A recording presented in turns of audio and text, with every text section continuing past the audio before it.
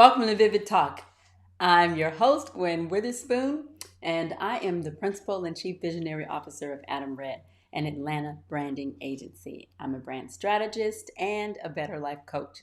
Vivid Talk Live is all about your personal and professional development. I want to help you learn a fresh way of thinking and doing for all you were designed to build. I am streaming live to Facebook, YouTube, Periscope, and you can watch the stream and replays on gwenwitherspoon.com. Replays are available also on my website at IGTV and on Twitter. So make sure you follow your favorite channels so you'll receive notifications when I go live Wednesdays at 7 p.m. Eastern Standard Time. Tonight, I'm continuing my Vision Theory series. I've created some brain hacks, I like to call them, my own theories to simplify all the stuff that makes you stop, and I'm going to share them with you. Introduce yourself in the comments and don't hesitate to ask questions as we go. I'll do my best to try to watch the comments, but if I miss it, Katrina and Ron are going to be there helping me monitor the comments. So thank you so much for joining me. Please share the link to invite your friends, and when we return, I'll be talking about how to live your life at play.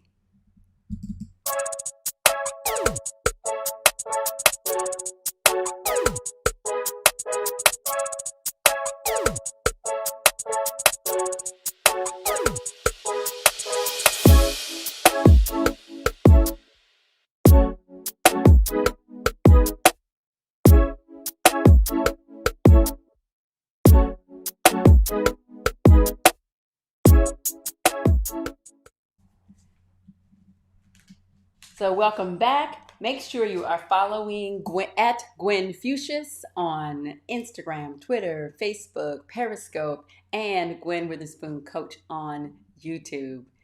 So now also everything you want to know about everything I'm doing. Oops, I got the wrong one on the website. There we go, gwenwitherspoon.com. And that's going to have a way to contact me. You can go ahead and click on the contact form there and send me a message if you have a question, you have a comment, anything that you need. And then also you can shop there on our store. You can watch live. You can watch replays. That's the spot. Everything you need to know. So tonight, now I'm going to continue. I told you. Listen up. Okay. Okay, Renee. I love it. Hi, how you doing, Renee?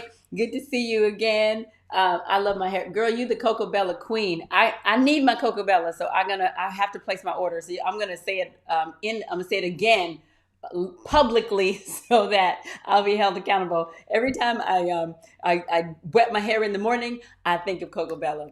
So I need to get some. But I wanted to make sure we go ahead and continue with the Vision Theory series. And I'm going to tell you real quick, it includes how to write your vision, which is basically using this vivid model that I've created to help you learn how to grow, how to write your vision, how to make it plain for other people so they can run with it, run with it with you. And then step 2 is how to plan. I have a kind of my own brain hack, building the arc. So just to help you learn how to plan anything, also how to produce. We talked about that last week. Really how to clear what I call the brainstorm so that you can focus and systematically master your habits. And then number 4, how to manage the process. That's my system, my flip productivity system. I call it a life and planning system, really to help you manage everything that we're talking about and everything that we're doing. You know, you can't just get an idea, right? You need tools, you need resources, you need a coach, you need you need a system and a way to help you think differently so that you can behave differently, right? I said this is about fresh ways of thinking and doing so that you can be everything that God designed you to be. And so that's what we're talking about tonight. The last vision theory is how to live your life at play. And so play really is about, okay, I keep forgetting to go to the next screen here. Let's go there. Whoops, I'm not getting there. Hold on. Oh, let me go. Let's see. There we go. All right. Technical difficulties. The producer, my producer is MIA. I'm the producer. Ha. Okay. But I wanted to go ahead and talk about really how to live your life at play and living your life at play. I've created what I call the play formula. Hey, Chef Sonia, good to see you. I've created what I call the play formula, and play is about it's simple things. It always cracks me up that I created a formula because I hated math when I was in high school. I did everything I possibly could. When I graduated and went to college, I was so grateful that I was an art major, and at the time they didn't require art majors to do math. But I have my own formula, so I discovered that when you know your strengths and you are building on those strengths instead of focusing all your attention on all the things that you're not good at, because that's what we naturally will do. If there's something wrong, we're going to see that long before we really recognize the good things that we have, the strengths, that these God-given talents and graces and just who we are intrinsically. So when you learn first of all, when you discover what your strengths are and then you build your life around that, then you add meaning. You got to look for things that matter to you. And I've said before, I've known so many people who were making really good money, but they were not doing work that mattered to them. So they often either stayed in those jobs and stayed miserable because they needed the financial sustenance, or they just left, and abandoned it all. And I think you don't have to choose between the two. And I think once you know who you are and you know what's important to you, then you know how to spend your time. So strengths plus meaning divided by time equals play. So that's how you never work. They say you never work again a day in your life. Back in the old days, you just say you want to mix your avocation with your vocation. And really, it's just about finding what your life's work is and going after that, and just really living that way every day. So I wanted to go. Let me see. I want to give you some top line tips around what living your life at play looks like. So first and foremost, we have to know who you are, and that's really easy to say, really, and it's not quite as easy to do. We really are spending our entire lives learning who we are, learning that everything that we were created to be, everything that's possible, and the challenge is we want to make sure that we don't allow the traumas, the disappointments, the pain, just the difficulties of life to stunt our growth and to stop us from recognizing who we are, these amazing creatures that God has made us to be. And so the first step is you want to know yourself. And on day 2, I talked about identity as the step 2 in the Vivid model. And identity, I talked about 3 things: about examination, exploration, and experimentation. And tonight, I want to add to that evidence. The way that you know who you are, just like anything else, you've got to investigate. You've got to explore. You've got to just find evidence so that you can start putting the pieces together, so that you can start telling your own story. And that's the most difficult thing for any of us to do, is to tell our own story. And you don't know the story if you don't.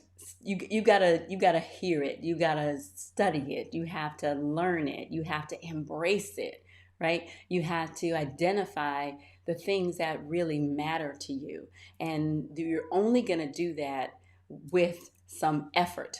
And I often quote. I quoted poorly early on in the Vivid Talk Live series, Galatians 6:4 from the Message translation. And it says, make a careful exploration of who you are and the work you've been given. I want to read this really slow because I really want this just to resonate with you.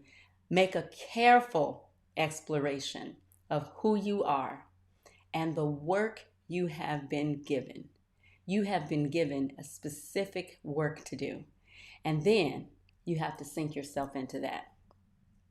Now, I love, and you hear me say this over and over, I love personality assessments. I take them all the time. And I find that most people, when they do something like that, we treat it like a zodiac sign. You know, what's your sign? I'm an Aries, I'm a Sagittarius, I'm a Pisces, right? And then we just move on. We don't really think about it anymore. But one of the things I like about assessments is that every one that you take shows you a different aspect of your personality. If you start with one, you're only going to get part of the story, right? Because they all measure different things. So I want to encourage you to take assessments. And there are, I think there's freetest.com. I'm going to check that and after the fact and make sure I give you the right one. But there are a couple of websites where you can go and just take the assessments for free. If you want deeper results and analytics, you can pay some small fee. But those are really good tools. Again, I've gone on and take them all. I'm obsessed, right? And then I love Strengths Finder. So that was one of the reasons I talked about strengths in that play formula. They talk about 5 strengths. It helps you identify your top 5. And there's another different assessment that gives you an opportunity to identify 34 different variations of those in your personality. And I also love the brain map. And brain map identifies your unique thinking patterns, your basic thinking profile. And when it comes to your brain, we all have intrinsically ways of being, ways of doing, ways of responding. And sometimes those are impacted by your environment or the experiences, but it also is really determined by just who you are and what God has put inside of you and how he's made you. Sometimes the things that you get angry about are the things that are pointing to who you are and what God really gave you to do. So everything isn't all positive and rosy, but all of those things are clues, right? But with your brain, we can change our way of thinking. We can get a fresh way of thinking by doing something different, by changing our habits, like we talked about last week, by changing those brain patterns that we have created by how we have lived, how we have instinctively responded, right? And then I also love the builder profile built by Gallup. And so all of those and others, many others, I've told you, I've got a book full of the results from them. And what I suggest you do is you get all of those results and you circle and underline and highlight whatever helps you. But you circle and underline and highlight those things that you think are true. Because these are tools that are created by a person, and sometimes they're created by machines. So they may not, everything that you see may not necessarily resonate with you personally. But with those things that do, circle them, highlight them, so that then you can start forming your own dictionary, right? Your own, that's it. Everybody needs their own dictionary. And that dictionary needs to be a series of words, a collection of words and phrases that describe you, that make your soul sing, that help you understand more and more and more about yourself. You can also keep track of the things that other people say about you. And sometimes the negative things that people say about you, especially if you hear them over and over, again, sometimes those things can help point you to who you really are. And they can be painful, of course. Some of them can be hurtful. Some of them can be intentionally hurtful. Some people are hurtful without knowing they're doing it. But all of those things, really, you can use them and to help you formulate just your own language to describe like who you are. So you need your own billboard because you have to be the prophet of your own future. And you need your own dictionary because you need a language to describe who you are, to understand. You need to get a PhD in you, really. You have to study who you are. And because what did Galatians say? You have to sink yourself into that. And it goes on after that in the next verse. It says that each of us has to do our creative best with what we've been given. You got to, with the life that you've been given, you have to create it for yourself, And so you're going to do that first and foremost by knowing who you are, because you're the key. You're the center of your own world, and you have to know who you are so that you can just step out every day boldly and face the day with excitement and joy. So so really looking for evidence, investigating, searching out information about yourself. That's super important. It's not self-indulgent if it is not self-indulgent if, one, you are not comparing yourself to other people. I just want to pause. Self-indulgence is not just arrogance. Self-indulgence is comparing yourself to other people. Because what you're doing, really, it's it's messing me up. It's a false, it's false humility to compare yourself to other people, right? You're like, oh, let me see how they are. Because what you're doing is you're saying that you are not this fearfully, wonderfully made creature. That you are saying that somehow, if God made everyone and He made you, that God messed up when He stopped at you, right? Like, how ridiculous a thought is that? And so what we do is we compare ourselves to other people because we're trying to see, do I measure up? And then sometimes we're comparing ourselves to other people because we're trying to look for evidence that we are better than them. But in both cases, can't you see how both of those are losing equations? Because you can't control what anybody else does, who they are. You can't control the gifts they have. You can't control how they use what they've been given. You can't control the opportunities that come their way, just as you didn't make yourself. So all you can do is work with what you've been given. And so the first thing to do is to study yourself, right? And do the best you can with that. So that's really your only responsibility. And the first step to really knowing who you are. And then the next thing is you got to be aware of your gifts.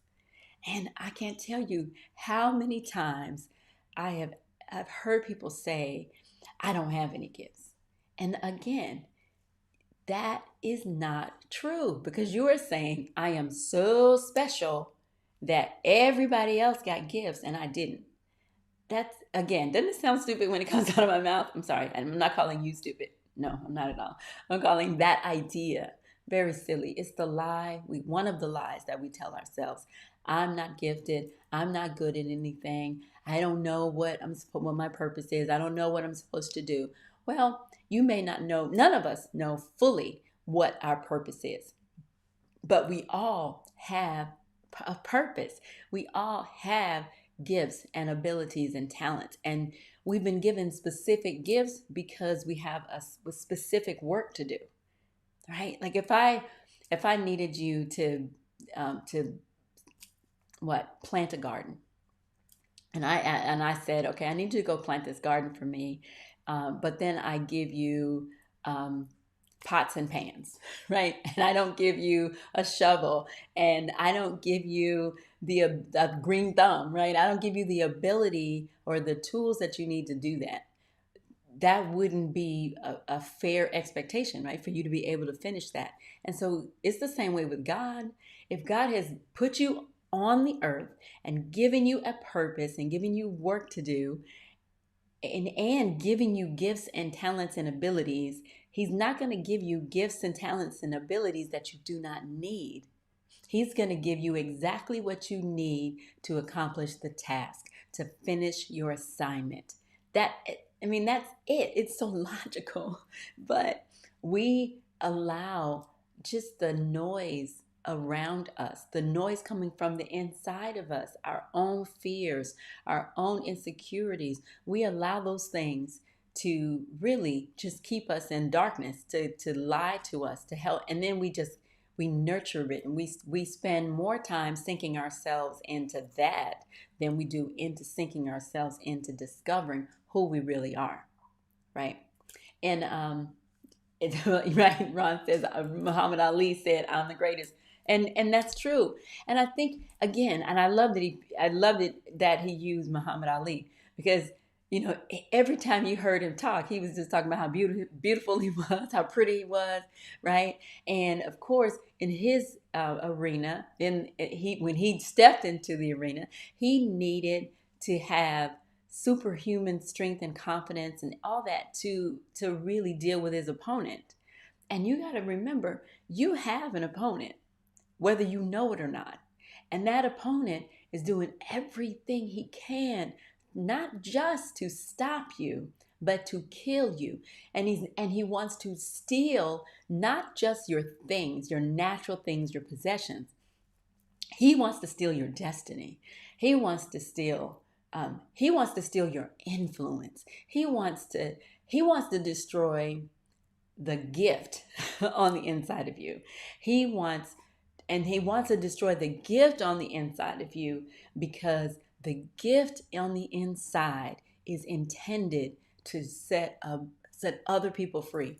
So if he knows if he stops you, then how many countless people will be stopped as well.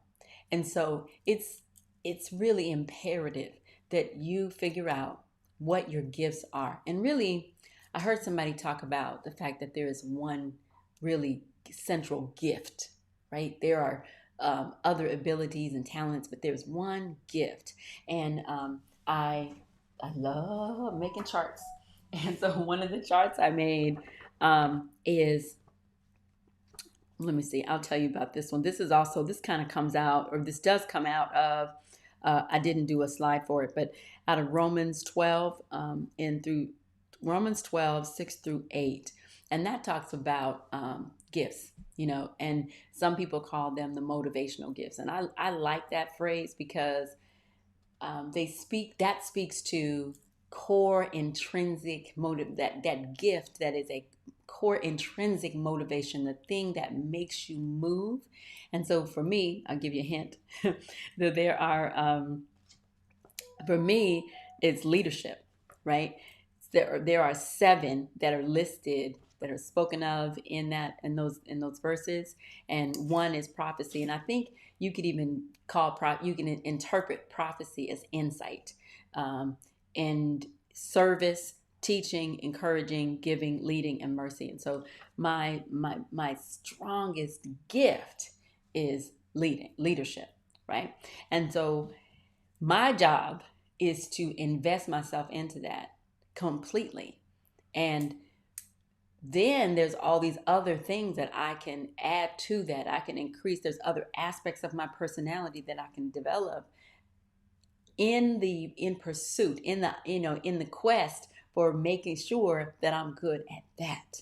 And so you want to make sure that you identify that one thing. What's the core? And I'm a brand strategist, and so what we always talk about, even with marketing and messaging, my team is always challenging me, like, what's the one thing? And I mentioned, I think you can do multiple things, but you do have to focus on whatever it is that you are investing your energy in at that time. You have to focus your energy on that and determine what's the one thing, what's the one message, what's the one action that I want people to take. What's the one outcome, right? So you want to make sure you identify what's the one.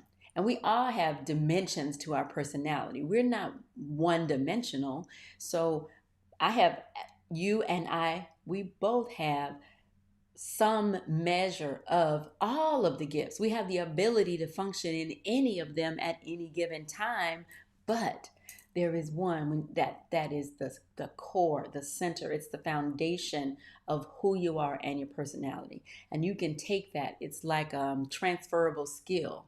And you can take that and use it wherever you go. So it doesn't matter what industry you're in, what work you're doing, what job you have. It doesn't matter any of that, because that one gift, you can use that and it'll manifest in, everything that you do.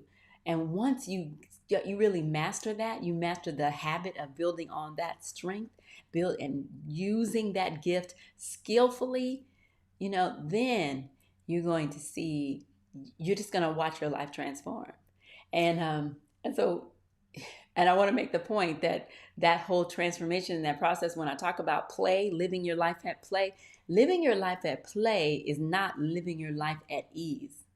Living your life at play is going to be challenging at times. It's going to be, you're going to grow. You know, we talk about growing pains, but when you are really focusing on who you are and you're becoming the best version of yourself, you're learning and you're growing and you're investing who you are and you're seeing results.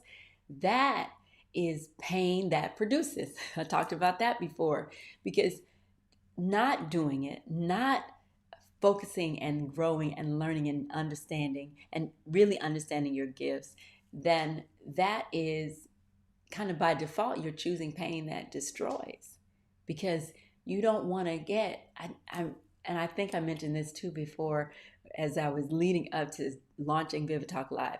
I've been planning it for 3 years. And as I was getting closer and closer and closer to actually doing it, I was afraid. I was terrified.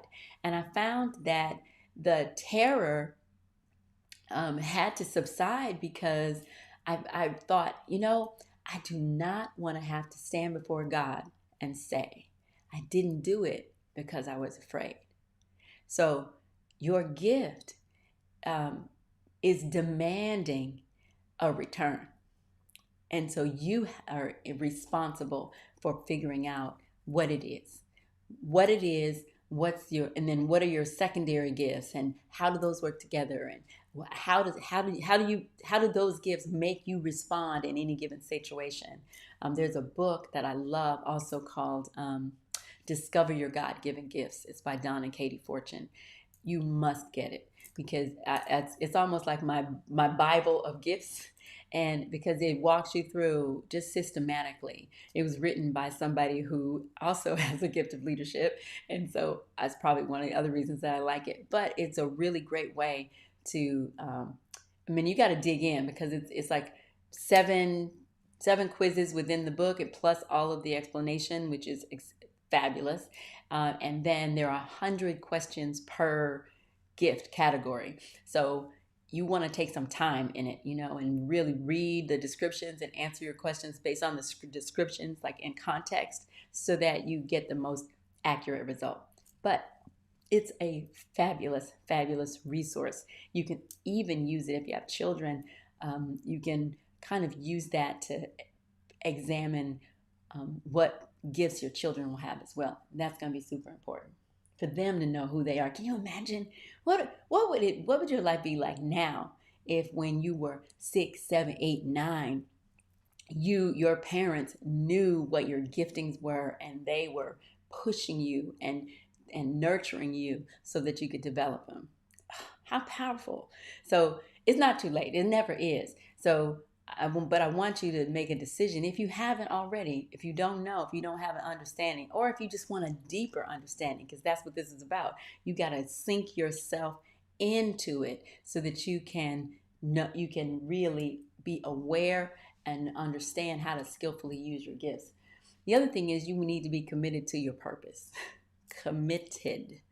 I mean, anytime you get a vision, and that's what, again, our purpose for the Vivid brands and for Vivid Talk Live is to help you get a vision for every area of life, a revelation about every area of your life. And you have to make a decision that you're going to be committed to it once you see it, right? Once you see that future, once you imagine the future that you want to create, you got to be committed to it. And as soon as you get a vision in any area, it's going to be tested. As soon as you say, I want to run a marathon, not one of my goals, but if it's one of yours, as soon as you say it, something's going to come to challenge it. Well, and anytime I do start working out, something happens. Like the last 2 months, every time I've gone out and started working out, trying to get back on my walking and running, something happened. I twisted my ankle the first time around. So then I'm thinking my ankle's gonna heal up real quick and I'll be back out. No time. Next thing you know, 4 weeks, 5 weeks, 6 weeks, like just went by. They did, and my ankle just did not want to get right.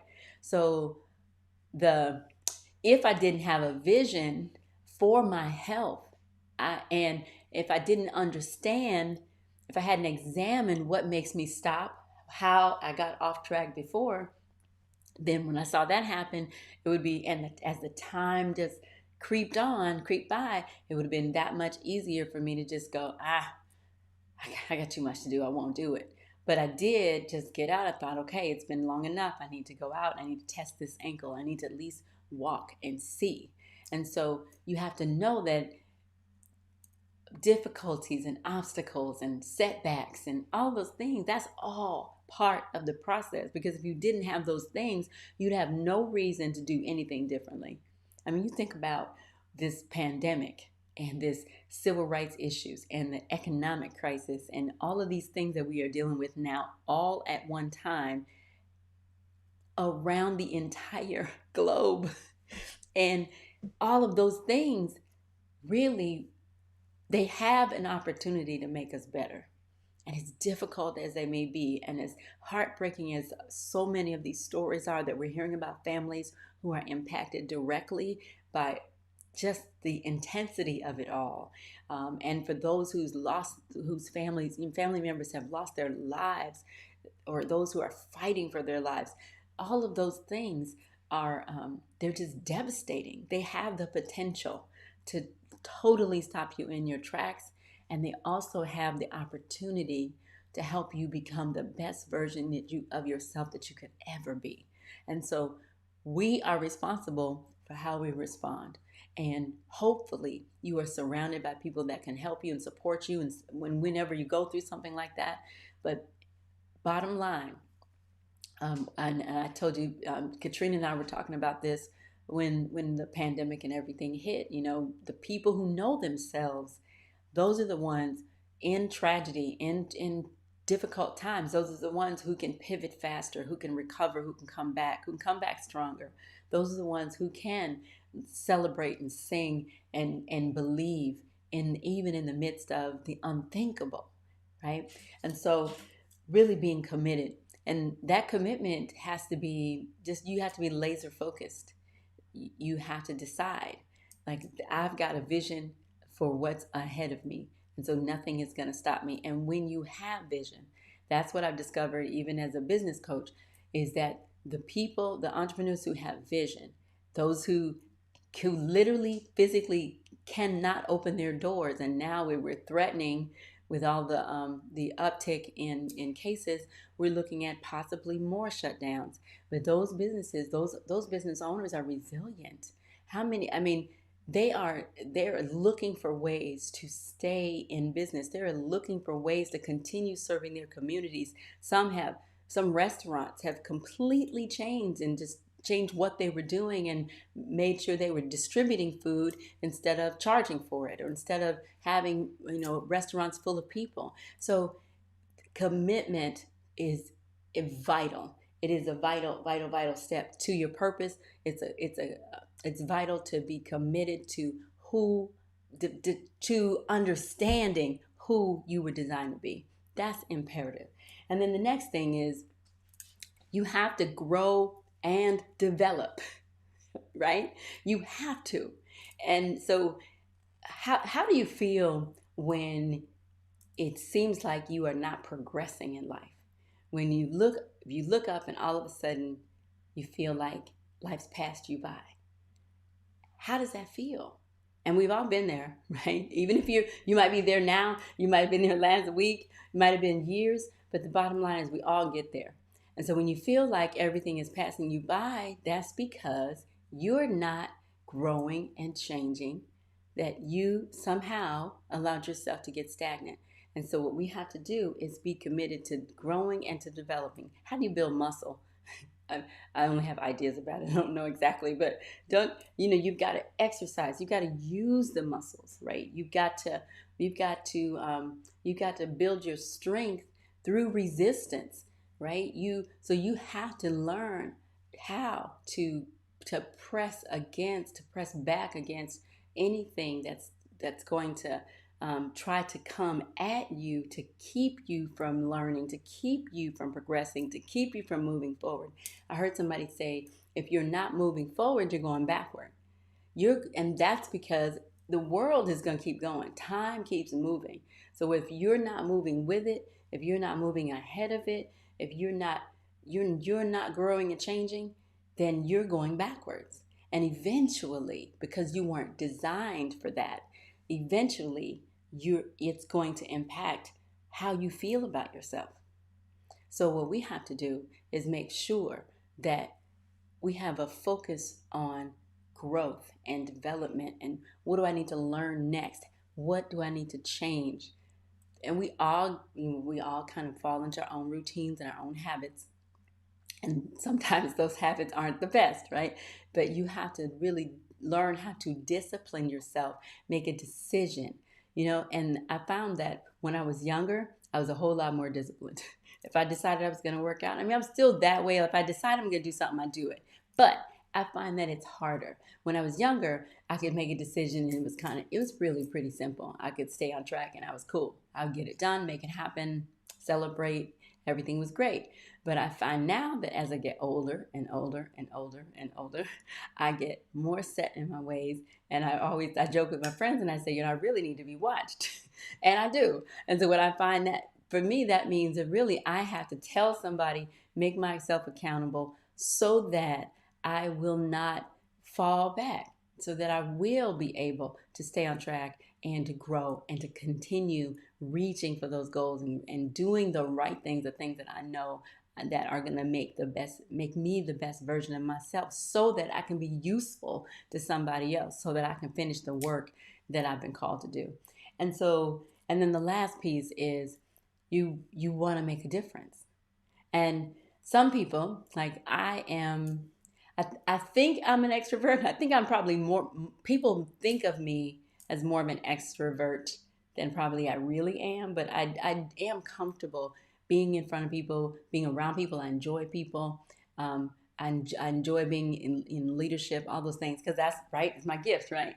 But at the same time, I still am uncomfortable in rooms full of strangers. I still have to I have to have a reason for being there to connect with people, on a personal basis when I don't know them. So you have to learn how to find meaning in everything that you're doing so that you can make a difference and you can utilize really everything that you are, your personalities, your disposition, your gifts, your purpose, your abilities, your experiences, everything, your successes, your victories, all of those things, they enrich you and refresh you, but they really are for other people.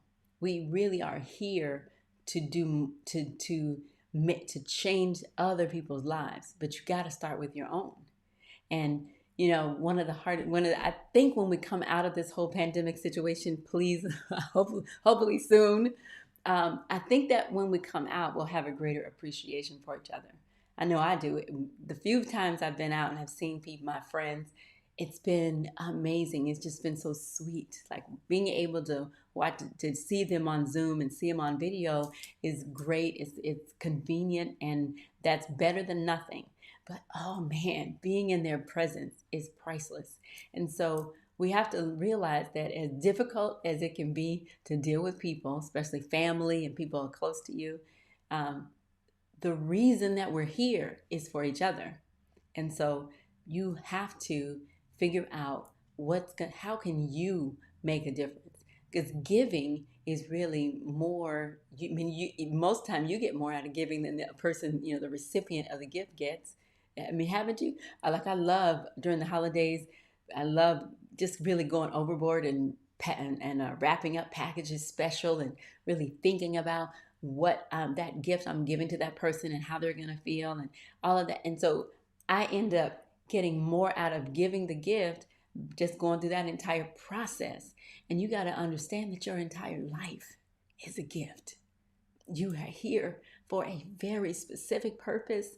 And without you, the very thing that you are supposed to contribute, it's going to be missing.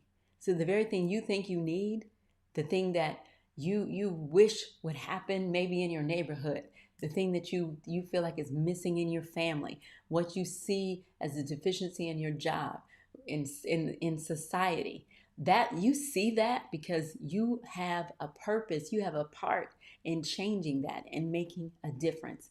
So, summary, to live your life at play, you have to know who you are, be aware of your gifts, commit to your purpose. Like, don't let anything stop you. Make a decision. I'm going to learn. I'm going to go back to school. If you feel like you need to go to school, you can learn online. You can learn so much. Anything you want to know, you can find it out. So you don't have to be limited in any way, but that you can grow. You need to grow and develop, to be always be on a program, right? But put yourself on a program and decide, this is what I'm going to do, and then be satisfied with the progress that you're able to make, and don't be so critical of yourself. You have to learn how to celebrate every step and every little bit of progress that you find and that you get. And then you want to make a difference. So the whole that sums up the entire play formula. It's strengths, build on the best version of yourself. What's good about you? Build on that. Don't waste all your energy focused on the things that you're not good at. Focus on the things that you are good at, and then you're going to make your weaknesses irrelevant. You're going to be so good at that, right? That one thing, that's all that people are going to care about. And then you find meaning, what matters to you, what difference were you were born to make, and then that's how you spend your time. If you don't know what to do next, figure out what are you good at and what matters. What are you here to accomplish that's going to make a difference for somebody else? And then sink yourself into that. Spend your time with that. That's all I got for tonight. Thank you so much for joining me. Look, let's see. Renee said thief. You won't be able to tell me nothing. That's right, Renee. Oh yeah, Katrina. Wasn't your father a boxing coach? I think he was. So she said, "I love Ali. He was the original GOAT." Yeah, I love this spending this time with you. I hope you all are getting something out of it. Please let me know what that is. Give me some feedback. Let me know how this is going for you. If you have any questions, be sure you can post them in the comments. And if I don't see them or be able to answer them while I'm in live, I'll make sure we go back and look. You can also always email me on my website, gwenwitherspoon.com/contact. You can send me a question or a comment there. And then I want to make sure that you go ahead and follow me in social media. I am at Gwen Fuchsius on Instagram, Facebook, Twitter, Periscope, and Gwen Witherspoon Coach on YouTube. Thank you so much for joining us, and I'll see you next week, Wednesday, 7 p.m. right here.